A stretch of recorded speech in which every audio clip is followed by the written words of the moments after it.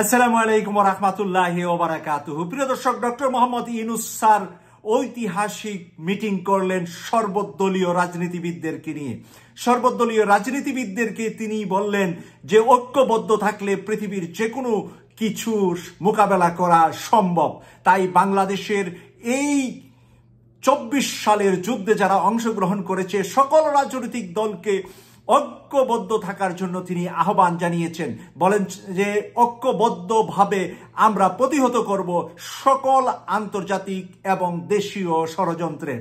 তাই আপনারা সকলে আমার পাশে থাকুন এবং দেশকে একটি নতুন দিগন্তে পৌঁছিয়ে দেওয়াই আমার সিদ্ধান্ত এবং আমার টার্গেট। তাই সেই জায়গায় বিএনপি, জামাত সহ বিভিন্ন দলের নেতৃবৃন্দ ম্যাক্সিমাম কথাই ওনার সাথে ঐক্যবদ্ধ হয়েছেন এবং তরুণ সমাজের যে চাহিদা সংবিধানকে পরিবর্তন করা, সংবিধানের পরিবর্তনের মাধ্যমে এইবারের 24-এর যুদ্ধ আহত নিহতদের জন্য তাদের স্মরণে যে কার্যক্রমগুলা বাংলাদেশের সংবিধানে অন্তর্ভুক্ত করার জন্য তারা চাপ দিচ্ছিলেন, এই 31শে ডিসেম্বর তারা যে শহীদ মিনারে জমায়েত হয়েছিলেন এবং 15ই জানুয়ারি পর্যন্ত তারা যে সময় দিয়েছিলেন, সেই সময়ের ভিতরেই ডক্টর মোহাম্মদ ইউনূস স্যার অন্তর্বর্তীকালীন সরকারের এই চৌকস নেতা সকল দলের রাজনীতিবিদদেরকে ডেকে ছাত্র সমাজের চাহিদা কি করতে চাচ্ছে ছাত্র সমাজ তা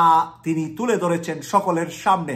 এরই মাঝে মেজরিটি বিষয়ে সকলেই ঐক্যবদ্ধ, দেশ গড়ার বিষয়ে আওয়ামী লীগের কোনো ধরনের সুবিধা যেন বাংলাদেশে নিতে না পারে, স্বৈরাচার যেন আবার খুন খারাপি করার জন্য আগামী নির্বাচনে অংশগ্রহণ করতে না পারে, সেই বিষয়ে ম্যাক্সিমাম দলেরই ঐক্যবদ্ধ আছে বলে জানিয়েছেন ডক্টর মোহাম্মদ ইউনূস স্যারকে।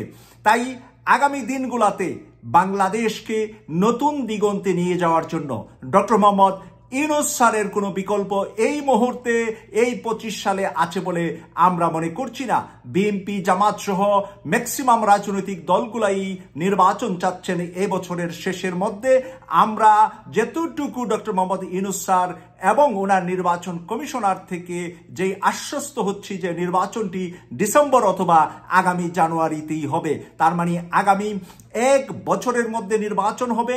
আর এরই মধ্যে স্বৈরাচারের প্রেতাত্মা যারা ছিলেন, স্বৈরাচারের সাথে যারা খুন খারাপিতে হাতে যাদের রক্ত লেগে আছে তাদের বিচারও সম্পূর্ণ করা হবে।